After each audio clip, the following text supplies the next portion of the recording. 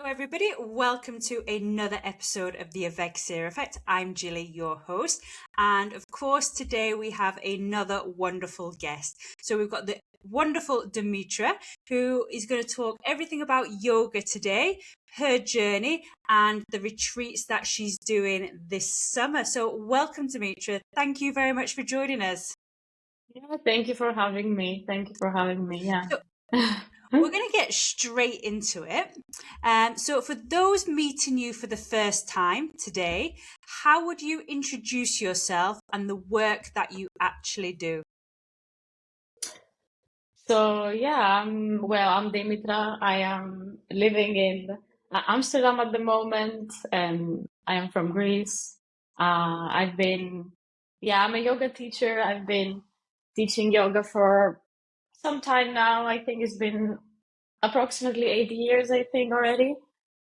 So yeah, it has been a journey to reach at this point that I am now, and uh, kind of expressing the way I want the teachings and like uh, offering what resonates with me and what feels more truth well with with my practice and everything. So I mean, I teach yoga, but of course, yoga is so much more than what people think most of the time. So, yeah, it goes a little bit beyond the surface and beyond the flexible poses and the wonderful pictures that people see online.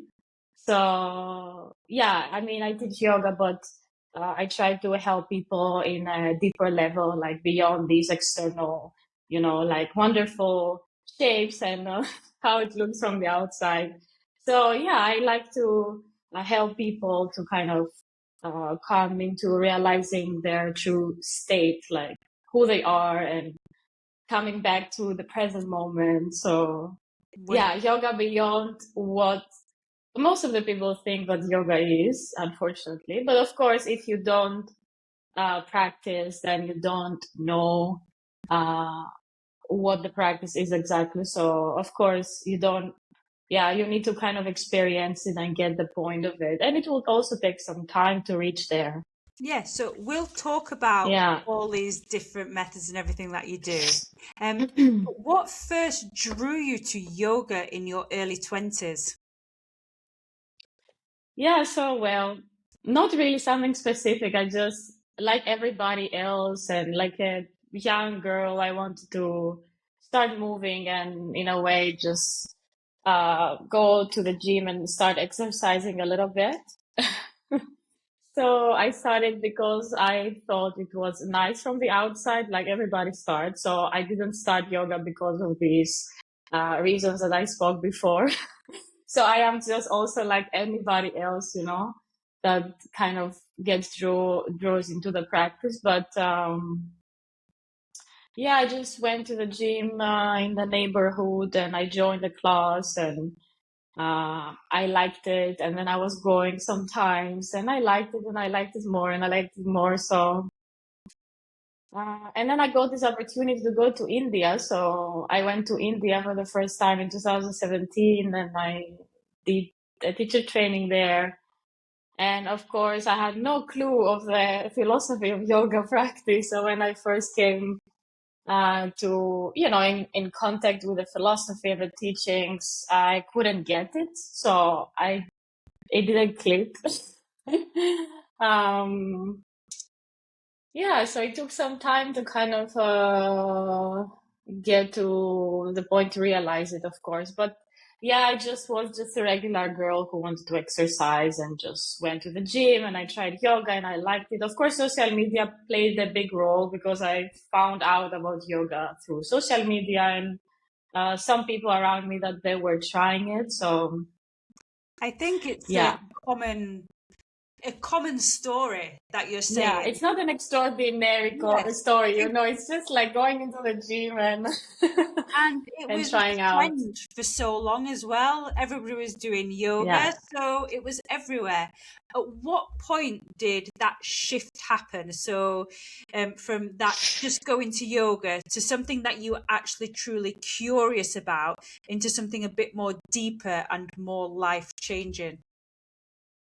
I don't think it's a specific moment that happened. I don't think that is a moment that I was like, oh, okay, this is the practice, what it's about. I think it's a lot of moments and a lot of things that I went through that came to the point, and I realized, like, the deeper layers of the practice, which they kind of coming to the surface slowly with, with diving into it and kind of investigating yourself again and again through the practice. So I think it was that there was not a specific moment, but I would say that when I did the second teacher training in Athens, and I was really struggling a lot to kind of find my voice as a teacher and to like start teaching. I think there I had a lot of it was more for me like a therapy than actually, like it worked like a little in like deeper layers of myself. So the practice of yoga was its thing, but also start teaching and going into the teaching kind of aspect of it was another thing. Yeah, it was a little bit like a therapy, So I would say like it started maybe from there, like when I was doing that second teacher training in Athens, and I really was struggling to like stand in front of the room and start talking, and I had all these small moments catching myself crying and not knowing what is happening and why I feel all these things and all these emotions were coming up. So I would say that was the first kind of wake up. But of course, there is more, like maybe all kinds of experiences being alone and thinking. I'm also a person who thinks quite more wide. I have wide thoughts. I don't think just for like today and things that I'm worried for tomorrow. I have a little bit more like, I don't know how to explain it exactly, but I think yeah, like the way I think is a bit different sometimes. So I think the message you're yeah. trying to portray is that, like, when you were going through the process of learning to train, you seemed overwhelmed by the Yeah. situation, and that in itself taught you a lot about you and the whole process of not just the yoga, but learning to stand in front of people and put yourself out there was a lesson to yourself and made you the person that you are today. Because maybe, I know from experience, you're not the most outgoing. You're quite a reserved person. You're not somebody that can feel 100% comfortable in front of everybody. So that was a big step to go and do teacher training. That's a huge, huge step. And well done to you for actually doing that. And by doing that, you're not just learning yoga, you're learning a lot about who you are and that particular journey. Let's talk about this whole motion of going to India, first of all. So this was your first step. So you traveled to India in 2017 and you studied at a yoga university. What did this first experience open up to you at this point? Yeah, it was quite overwhelming. I mean, India is not the most comfortable place to be. So that by itself is quite intense, but I overall I really enjoyed my time there. I didn't learn so much through the university, to be honest, like how to teach. Like, I would say that when I returned back, I was a little bit more lost. I was not really ready to teach, not at all. Because also, I mean, how could I teach? I was not even aware of the practice itself. Like, I was not really a practitioner. So since I was not really a practitioner, how could I actually teach other people? So, it's interconnected. So obviously I was not ready, but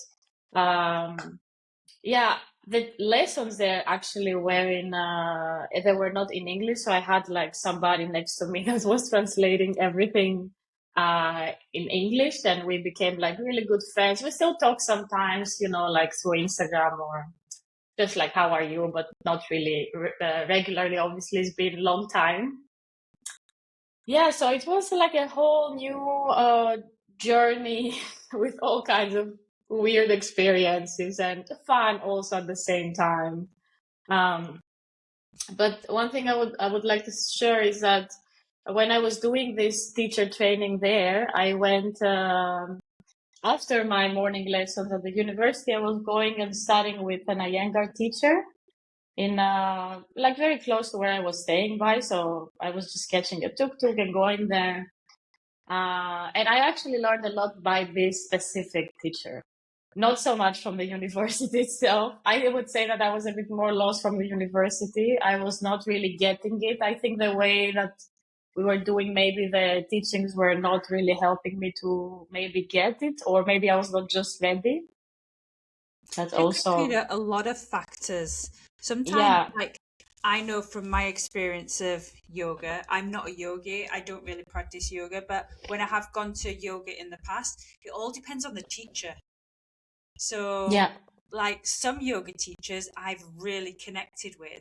Other yoga teachers, I'm like, what am I doing here? What am I actually doing? And I'm not connected at all. And I find that in my Pilates classes as well.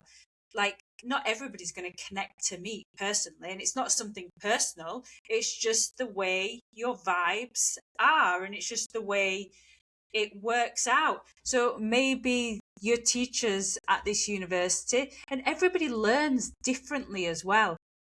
Not everybody learns exactly the same way. And I know that from I've been teaching not just fitness, I've been instructing for years and years and years. There's no two people which are the same. And if somebody's not quite getting it, you've got to learn to teach it in a different way. And not all teachers can do that. They just do what they do, and that's it. They don't really yeah. change so much. So maybe that's a bit of the experience that you had in there.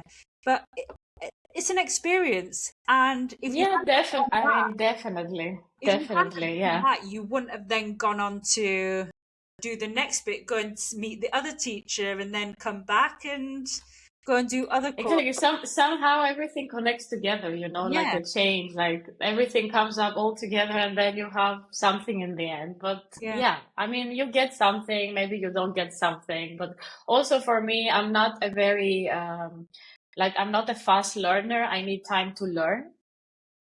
I yeah, know that I need time and like really repetition and also very like a simple way somebody to explain something to me to kind of get its point. I don't want it very complicated because I just get too much in my head and that doesn't work for me. yeah. Uh, so yeah, I don't know. I mean, it's fine though. I'm not regretting my time there. It was wonderful and also meeting this Iyengar teacher, Uday was his name.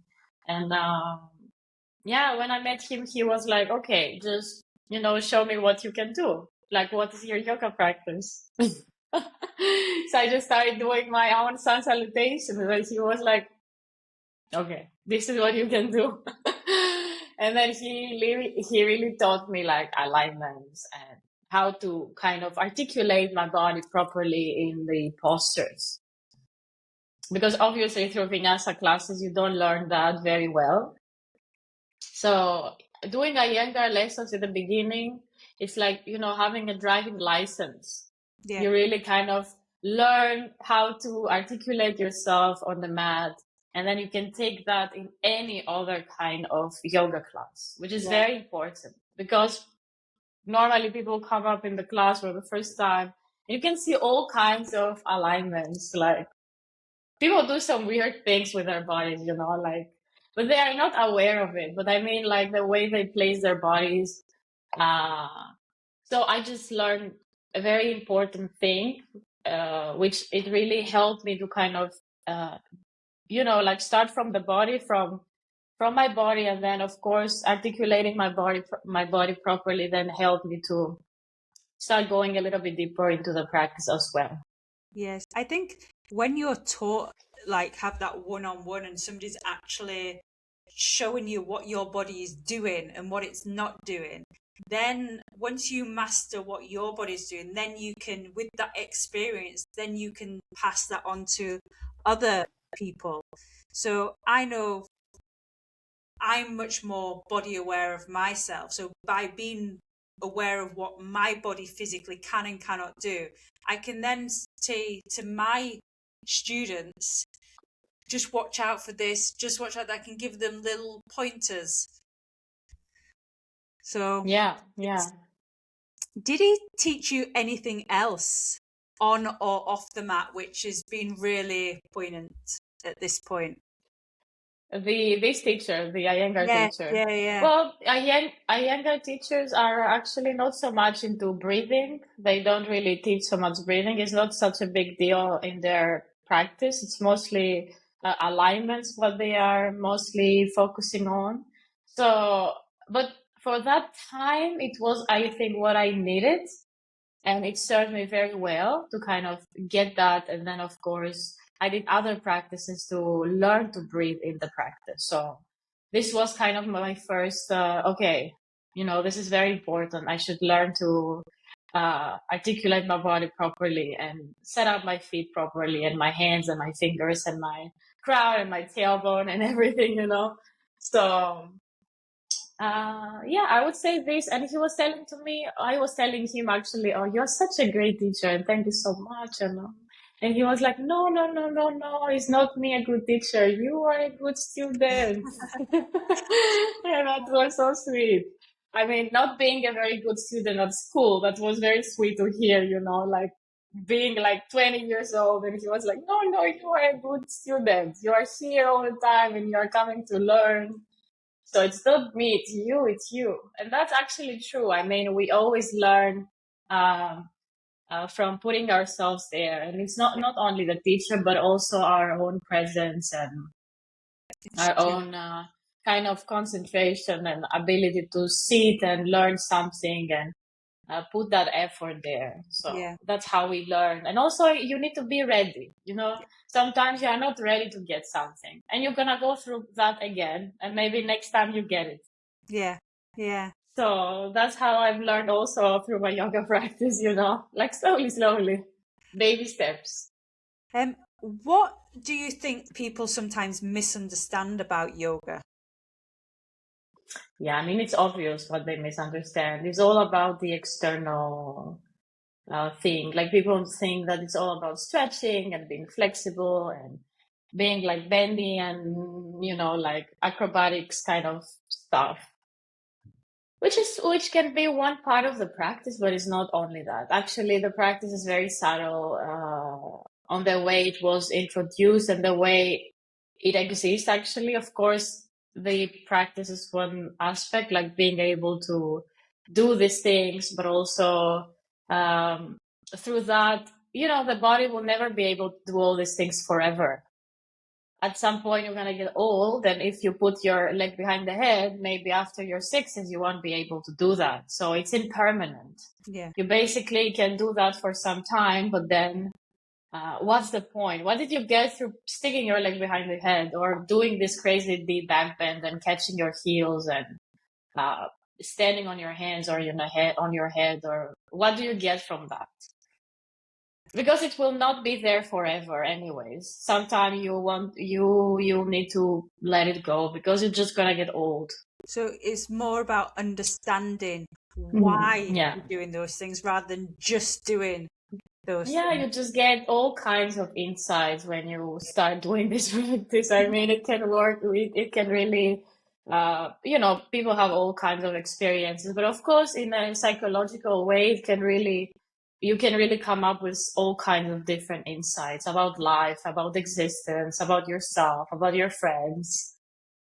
So, How yeah. would you describe your teaching style? So I'm drawing through different traditions because of course I started with the Hatha and Vinyasa kind of style, and I do teach Vinyasa, but my Vinyasa is not very flowy and it's not very dancey or very, like moving all the time. It's also a little static at the same time because I did Hatha and I've also practiced for some time Ashtanga Vinyasa, which is that more dynamic practice of yoga. I don't know if you're familiar with it, but it's like the most people consider it as the most kind of the hardest yoga style that Okay. exists out there. So I did it for some time, and this is like a daily practice. You do it 6 days a week, and you have to wake up every morning and do the practice. And yeah, so I also got some qualities from this, like kind of the dynamic aspect of it, but also the static kind of teachings from the more hatha that I did before. And I also teach, we also do chanting and meditation. So I kind of incorporate everything together and I have created my own thing. Okay. Nice. So it is not very, very dancey and flowy. It's more static and it requires concentration. So I think people, because it's also a little slow and it requires a lot of concentration, people find it pretty hard. But we don't, like, I don't put all kind of different, like all kinds of very advanced postures in one sequence. I try to give them, let's say, maybe 1 or 2 every class, just to spice it up a little bit. But then throughout the class, you really need to be concentrated because I really point the alignments. It gets very hard, even for the very basic things that people say, oh, warrior two, what a simple thing. No, it's not simple actually at all.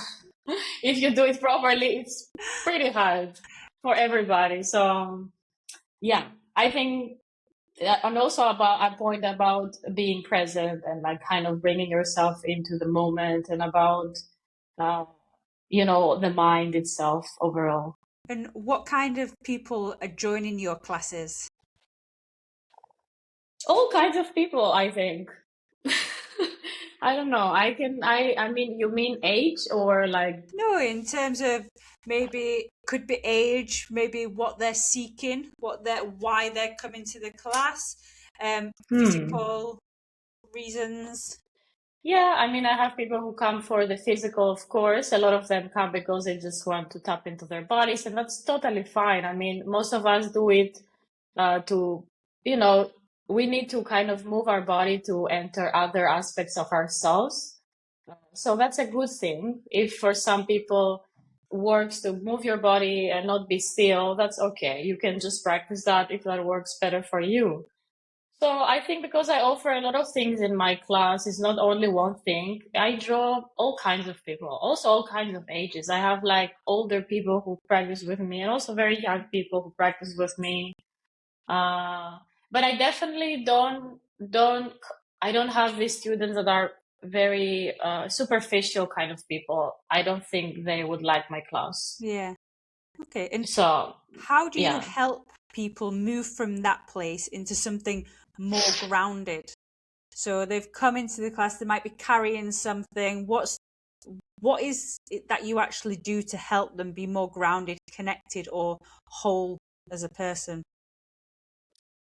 First of all, I think with my presence, with me being there fully, first of all, and then trying to guide them. I mean, I think also with your voice and your presence and the words you use also can help to kind of bring somebody into now. And And the way you kind of teach the also the teachings and the philosophy of the practice. So I'm not a very new age kind of person, you know. I don't use like some words that very are very like I don't know, in fashion, or people use it so much in social media. So I'm more clear with the words I use and I don't make it very complicated. So it's very simple. okay, so people are connecting with Yeah. you as a person. You're the factor, really. People are there for you. Yeah, I mean, so people who come regularly, I think they come because they get something from the way I teach, for sure. Then the way they connect with me as a teacher. I think it's very important to find somebody that you can connect with Yeah, and actually allow them to give you what they have to give you, because going through different, some people just go every day to this teacher and then next day to this studio and that studio and this class, and it's like so random practice, and you won't learn like this. I mean, yeah, okay, it will offer something to you for some time, but then you should stick to a teacher and to teachings that you resonate with and learn and go kind of deep and not like wide. yeah, Like get something that you really want to learn and tap into it deeper and deeper, and not just go there and then there and then there and then there, because then it gets really complicated. yeah. It's true. What does healing through yoga actually look like in real life? So, talk about the healing aspect, beyond Mm. the cliches. Yeah, what is healing? Well, what is healing is about, being honest with with who you are, and what works for you, and how you can actually be in your wake up in the morning and enjoy your morning, wake up and have a good day. That's the real thing you get from it.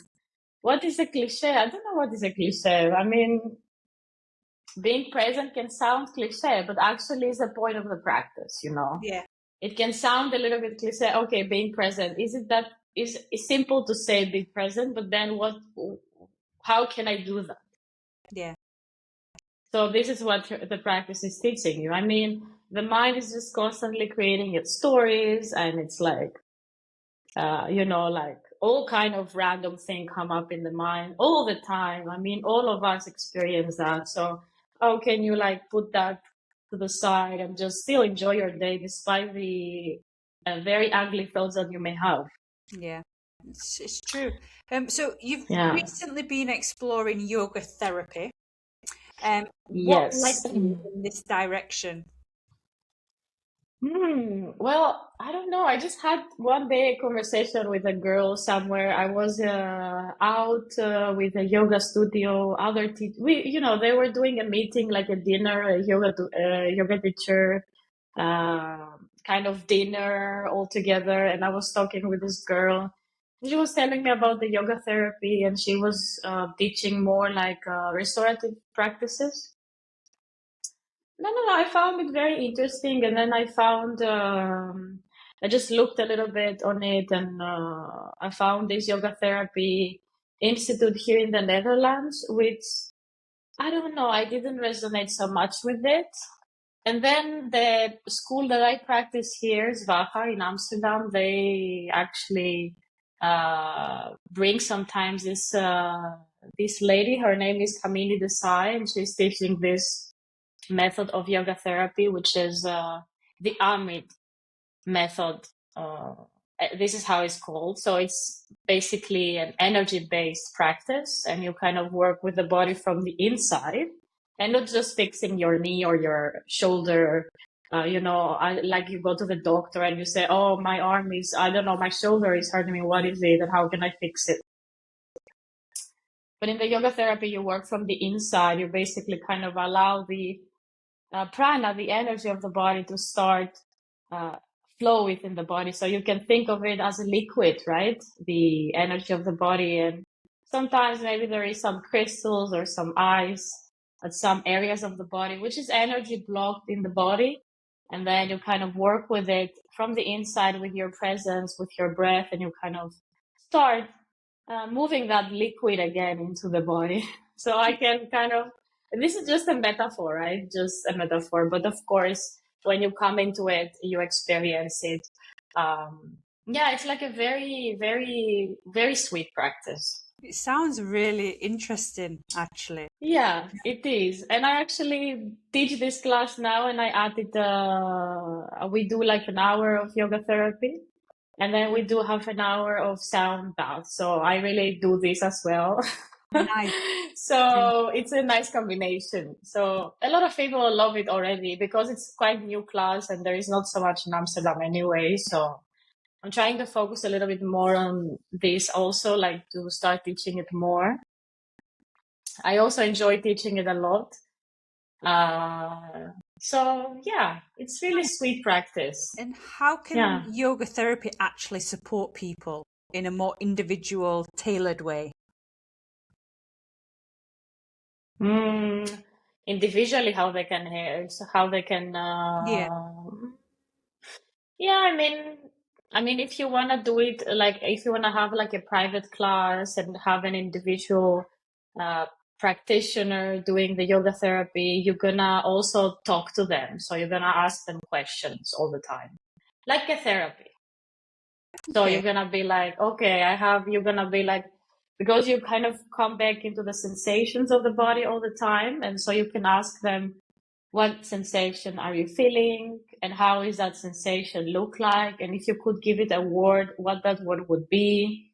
So through this investigation and questions, you kind of maybe come up with something.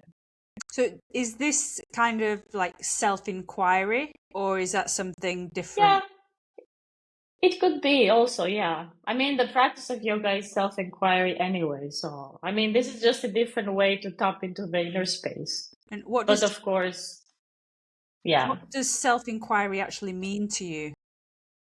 like asking all the time questions. Why is this? Why is that? Why is this like this?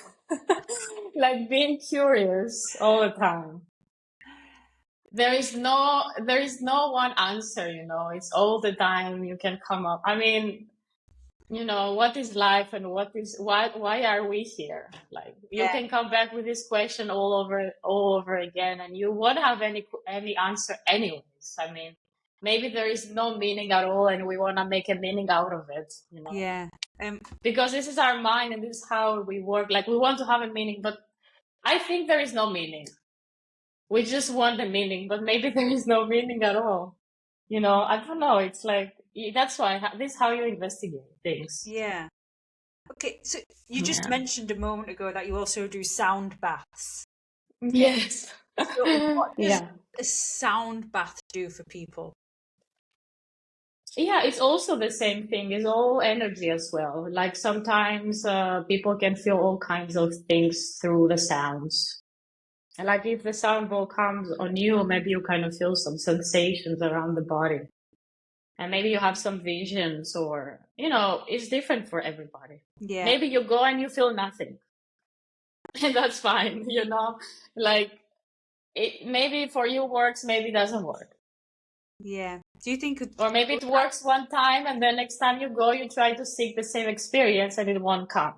do you think that's maybe because of where you are as a person? Like maybe you're not accepting it, or that maybe something's happened and your energies are different? What's your theory on that? Yeah, I think it's because of that. I mean, we are every day different people. We wake up with a different mindset and with different kind of experiences, and how you're going to experience one yoga therapy or one sound bath also has to do with that. Like let's say if you go into a yoga therapy or a sound bath class and you feel sick, or you are not in the mood and something is really irritating you because something happened, you won't feel probably much because you're going to be too much in your head. And you won't allow the experience to unfold as it should unfold. You're just going to be a little bit out of it. You're going to be into the space physically, but mentally or energetically, you are not there. Yeah. So yeah, that's important. I mean, how you are expecting to experience something wonderful or just experience whatever will come through the inner space if you are not really there.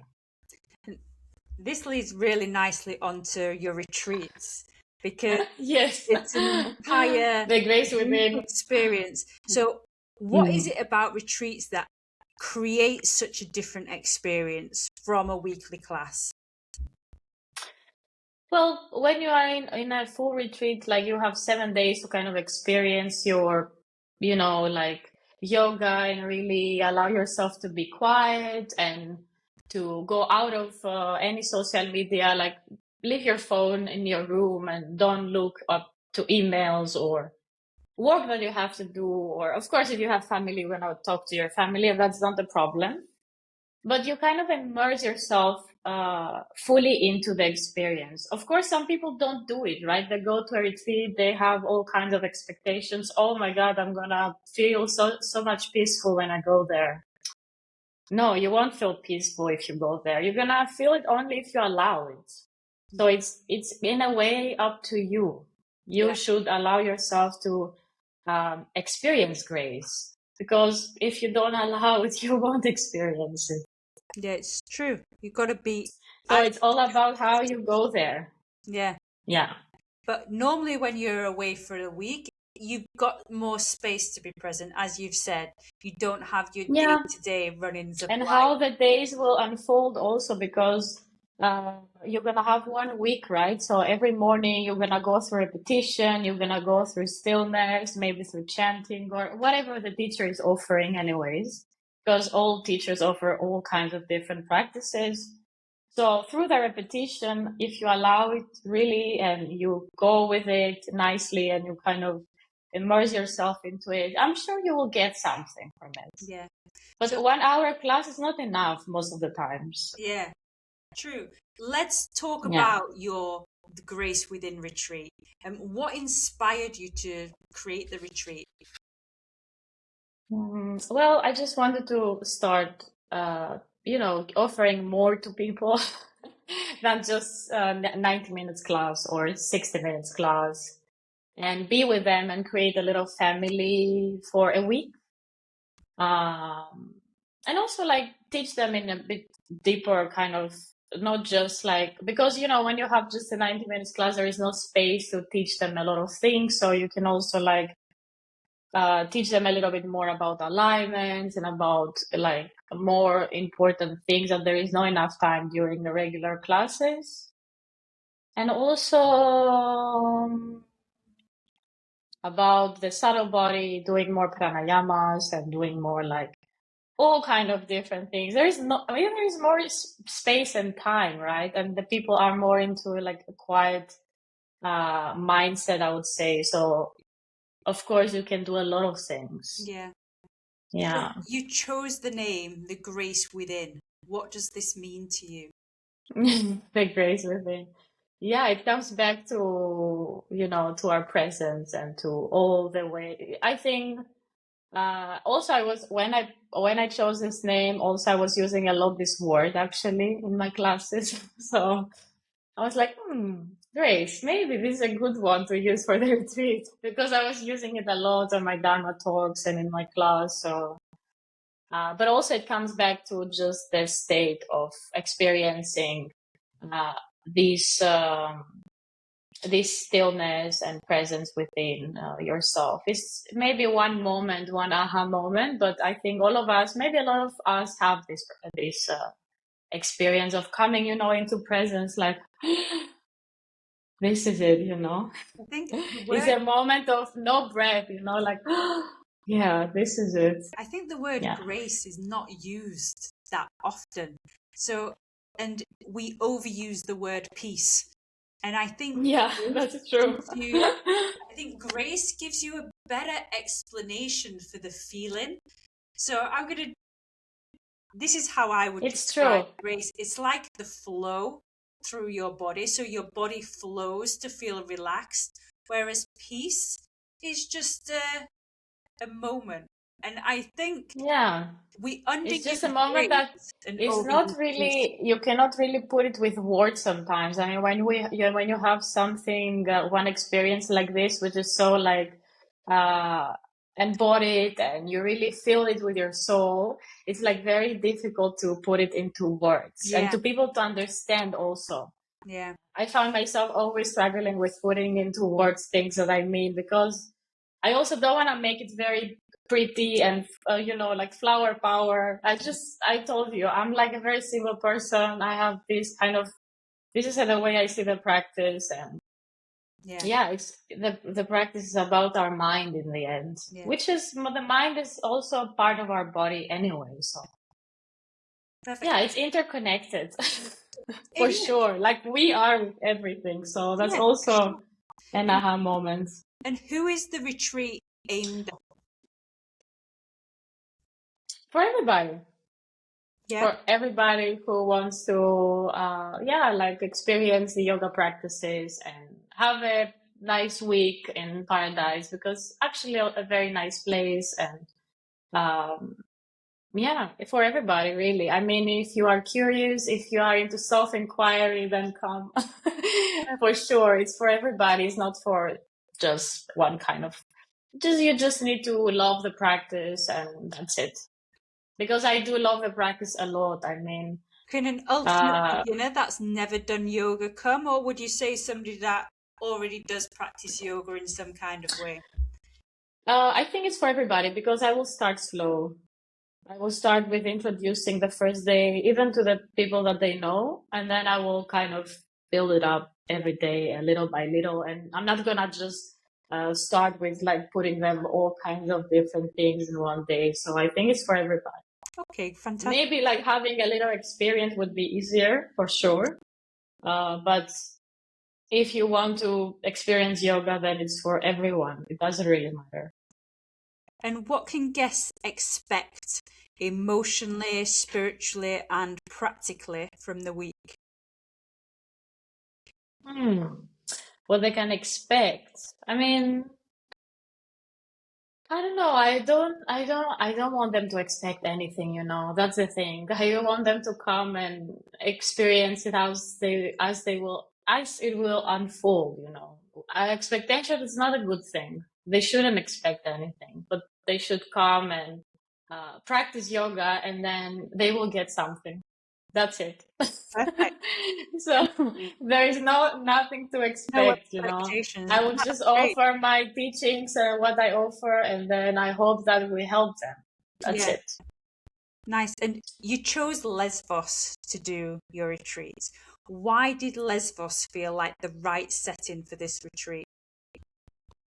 Well, I really like the Millennia Retreat Center. I just was looking online to find some nice place that I kind of feel, like welcomed and is more closer to me. And I saw this video of the couple, and it was so sweet. The couple who owns this place, they are from Germany, and they are two lovely people. So I saw their energy and what they built there, and they've been living there for so long. So for me, this is really honest. They are not trying to be, like really fancy or really like superficial kind of vibe. So this resonates with me. So that's why I thought this is my place, maybe. Yeah. Were you always planning on doing the retreat in Greece, going back to your roots? Yes, I was looking only in Greece actually. Yeah. But maybe for next time I look somewhere else. But I was looking specifically in Greece, but no, I didn't have like a specific location. So Lesvos was not really, I was not looking exactly there. I was looking everywhere. But then I found this place, Millennia, which I thought it's nice. So yeah, and I told you it's like it felt really welcoming and kind of resonates with my energy, and I don't know. So I thought, yeah, maybe this is it. Perfect. And Yeah. what do you hope people leave with after those few days together? With more grace, obviously. Of course. Yeah. I mean, yeah, with a feeling of fulfillment and just beingness. I want people to be more and enjoy more and be in a state of joy, which is a very simple thing, in a way. It's not, we don't have to do much to feel that. We just need to be more, and we're gonna feel it. Perfect. Yeah, and drop all the nonsense and the noise of our head, the mind. Wonderful. Yeah. And if someone's listening feels drawn to your work but is nervous about starting, what would you say to them? Just start and see where you will go. It's like, it's all about experiencing things and not thinking too much about it. Because when you think too much about it, you just lose all its you lose because you don't know how something will unfold. I mean, just try it, go for it. And if it's not, then you're gonna feel it. If it's something that you feel works for you, then you're gonna feel it as well. So it's all about this. Yeah, just try, and then if it doesn't work, just leave it. Perfect. And how can people find you? So practice with you on a daily basis or about the retreats? Obviously, they can find your retreats on retreatsingreece.com, which I will put the link in. But you also have your website, social media. I do have my own site, my own website, my Instagram account also. I do teach here in Amsterdam some classes as well if somebody lives here. Yeah, but you can find everything on my website and Instagram also. I post if there is any updates and stuff. Yeah. Which, if you read the description, everybody, the links will be there, so you will be able to get to Dimitra's site. Well, thank you very much, Dimitra. It was wonderful learning all about you. Thank you. And it sounds amazing. Your retreat sounds amazing. That whole idea of just the grace and leaving with that grace and joy is a breath of fresh air, really, because people don't get to experience that. And I think it's wonderful what you're doing, and your journey on how you got there is really, really nice to listen to. So thank you very much. Thank you. Thank you for listening. Thank you for for inviting me here. It was also an experience for me to be here. So thank you. You're welcome. Yeah. So, thank you, everybody, for listening today. Another episode of the Evexia Effect is finished. If you don't already follow us or subscribe, just click the subscribe button and you can listen to all our podcasts.